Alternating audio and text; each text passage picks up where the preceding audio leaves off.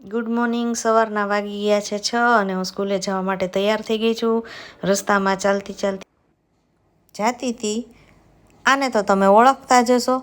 મને એમ થયું કે એ મારો રસ્તો કાપે એ પહેલાં હું જ એનો કાપી લઉં. બિચારીનો દિવસ કેવો ગયો હશે. ઘરે આવીને જોયું તો મારા આંગણામાં સરસ મજાના લાઇટ પિંક કલરના ફૂલ આવ્યા હતા. એક ડાર્ક પિંક કલરનું ફૂલ આવ્યું હતું. એની મુલાકાત લઈને પછી હું અંદર ઘરે ગઈ. બહુ ભૂખ નહોતી એટલે બપોરે 3:30-4 વાગે જમવા બેઠી હતી. એમાંય મગની દાળ અને રોટલી. એટલે એક તો આપણને ભાવતું ન હોય, એમાંય પાછી ભૂખ ન લાગી હોય અને એમાંય પાછું ઠંડુ થઈ ગયું હોય. એટલે માણસ આવા નિશાસો નાખતા ખાતા હોય છે, પણ તોય આપણે ખાવું તો પડે જ છે. ક્રિશે વહેલું જમી લીધું હતું, પણ થોડીક વાર થઈ એટલે એ વળી પાછો મારી પાસે આવ્યો અને આવીને માંગણી કરે છે.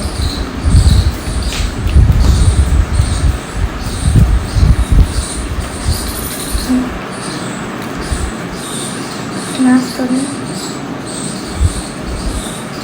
ડબ્બા ખોલો અભિયાન કરો, એમાં નથી.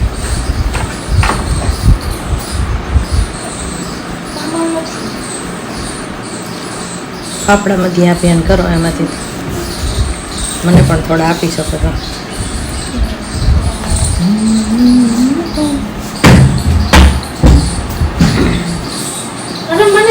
બીજો નાસ્તો જોતો છે. બીજો કેવો? બીજો નાસ્તો કુરકુરે.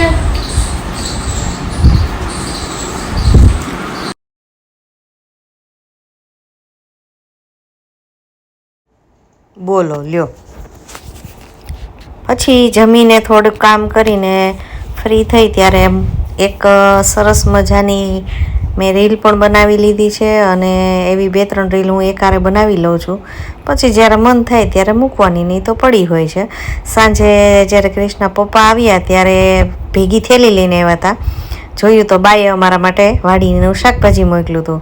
નાનકડા એવા ચીભડા અને ભીંડા છે. આ અમારા અહીંયા કાઠિયાવાડમાં આવા ભીંડા થાય છે અને આ સાદો ભીંડો છે અને દેશી ભીંડો. આને દેશી ભીંડો કહેવાય. આને જો સરખો ઉગવા દીધું હોય તો 1-1 ફૂટ જેટલા લાંબા ભીંડા આવશે.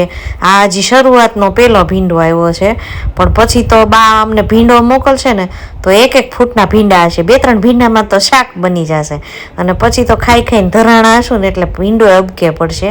થોડી લે, આમાં તો છોટા ભીમના લડ્ડુ મોકલાવ્યા છે. બપોરે જમવામાં થોડીક મજા નહોતી આવી એટલે મમ્મી દીકરાએ મોમોઝ ખાવા જવાનું નક્કી કર્યું હતું. રેસ્ટોરન્ટમાં થોડીક ભીડ હતી એટલે થોડુંક વેઇટિંગ કરી અને પછી રેસ્ટોરન્ટમાં અંદર અમે પહોંચી ગયા છીએ. ત્યાં જઈએ એટલે પહેલાં તો શું મેનુ નક્કી કરવામાં જ થોડીક વાર લાગે. અહીંયા રિસર્ચ સેન્ટરના અધિકારીઓ છે એ રિસર્ચ કરે છે કે કયા મોમોઝ ખાવા જોઈએ અમારે.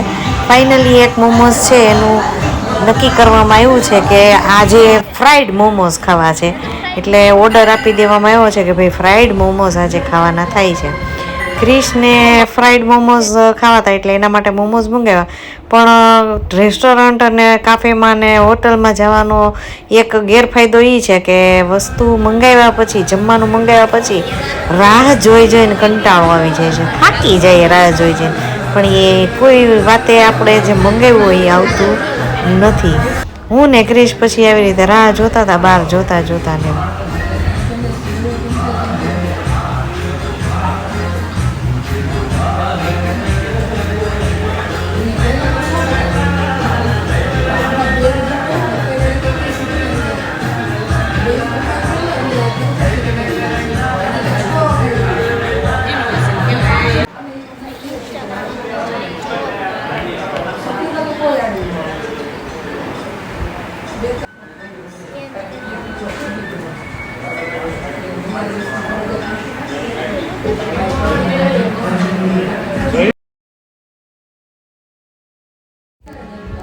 અહીંયા ફ્રાઈડ મોમોઝ આવી ગયા છે.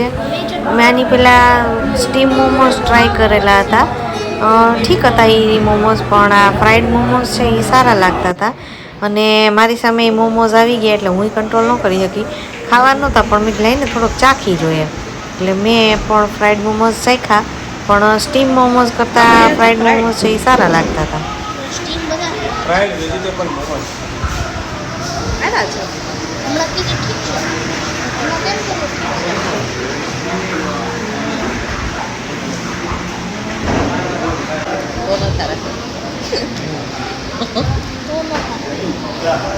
અહીંયા એક કોમેડી થઈ ગઈ. ક્રિશના પપ્પા અને એક ભાઈ છે, એ બેના ટી શર્ટ અને જીન્સ સરખા લાગતા હતા. ફેર એટલો જ હતો કે ભાઈના વાળ છે ને બહુ જ મોટા ને વાંકડિયા હતા.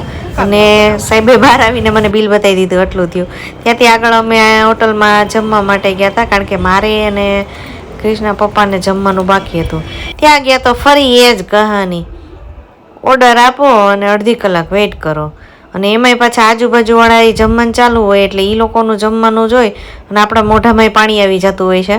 અને મારે ને ક્રિશને ગમે ત્યાં જાય ને ત્યારે એક બાબતે માથાકૂટ થતી હોય. મારા ચશ્મા એ અડે અને હું એને ના પાડું કે તું અડમાં, કારણ કે એ જ્યારે પણ અડે ત્યારે કંઈક એમાં થાય એટલે મારે 800,000ની અડી જાય છે. ફાઇનલી અમારા ઢોસા આવી ગયા છે. સાહેબને આ ઢોસા બહુ જ ભાવે છે. મને તે ઢોસા ભાવે, પણ મને ઓલા સુરતી ઢોસા વધારે ભાવે છે. આ મસાલા ઢોસા છે એ ઓછા ભાવે છે, પણ હવે ખાવા તો પડશે જ. બીજો કોઈ ઓપ્શન નહોતો લાગતો, બીજું કંઈ ખાવાની ઈચ્છા નહોતી, કારણ કે અવારનવાર ચાઇનીઝ ને એવું તો કંઈક તો ખાતા હોય. ઢોસા હમણાં નહોતા ખાતા, તો અમે ઢોસા ખાઈ લીધા. અને અહીંયા હોટલમાં ઢોસા, ચાઇનીઝ આ બધું બહુ સરસ મળે છે. મેં પણ ઢોસા ખાતા ખાતા થોડાક વિડીયોઝ ને એકાદી રીલ ને એવું બનાવી લીધું હોય. હું ગમે ત્યારે ગમે ત્યાં જતી હોઉં, ત્યાં મને ટાઈમ મળે, મોકો મળે એટલે હું આવું કંઈક બનાવી જ લઉં છું. અને ફાઇનલ ઘરે જવા માટે નીકળી ગયા છે. બહાર નીકળીને જોયું ને તો અમારી સ્કૂટી પર 2 છોકરા બેઠેલા હતા, એટલે મેં એના વિડીયો બનાવ્યો, કારણ કે મને દાળમાં કંઈક ખાવું લાગતું હતું. અને એવું જ હતું, જેવું અમારે સ્કૂટી છે એ અમે એની પાસેથી માંગણી કરી કે ભાઈ લાવો, તો પોતે પોતાનું બાઇક કાઢ્યું. મને એમ થાય કે આવા માણસો દુનિયામાં કેમ છે કે પોતાનું બાઇક પડ્યું હોય તો કોઈક બીજાની સ્કૂટી ઉપર બેઠા હોય છે.